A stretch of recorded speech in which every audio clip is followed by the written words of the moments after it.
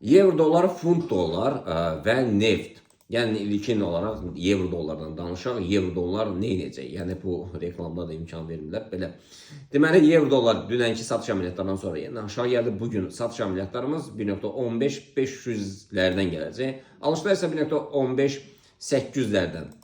Funtun olan rəqabətində isə yəni satışlar hələ ki gedir və bugün hətta dünənki minimumdan, əvvəlki günün minimumdan, yəni 1.32-550-lərdən aşağı formalaşsa da, yəni çox getməyəcək. Çünki gündəlik missiya demək olar ki tamamlanıb və günün ikinci yarısına alış əməliyyatlarına formalaşacaq. Gələn keçək biz